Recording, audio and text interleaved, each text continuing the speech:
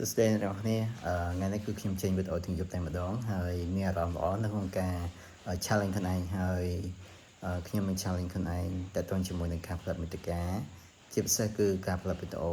បាទឲ្យបានចំនួន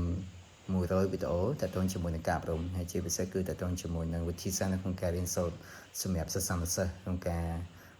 រៀនក្នុងការត្រៀមប្រឡងផ្សេងៗហើយ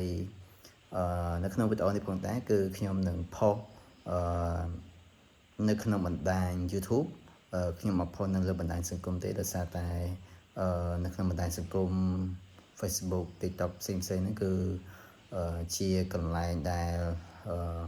អាចនិយាយបានថាពិបាកនៅក្នុងការរៀនសូត្រមានរឿងរ៉ាវច្រើនមែនទែនលើបណ្ដាញសង្គមបច្ចុប្បន្នអញ្ចឹងខ្ញុំសូមផុសវីដេអូទាំងអស់ទាក់ទងជាមួយនឹងការរៀនសូត្រហ្នឹងគឺនៅលើបណ្ដាញ YouTube របស់ខ្ញុំផ្ទាល់តែម្ដងអញ្ចឹងកុំភ្លេចជួយ subscribe ម្នាក់មួយផងហើយខ្ញុំនឹងចេញវីដេអូឆាប់ៗនេះផងដែរបាទអញ្ចឹងកុំភ្លេចតាមដានជាមួយខ្ញុំទាំងអស់គ្នាបាទសូមអរគុណសូមជម្រាបលា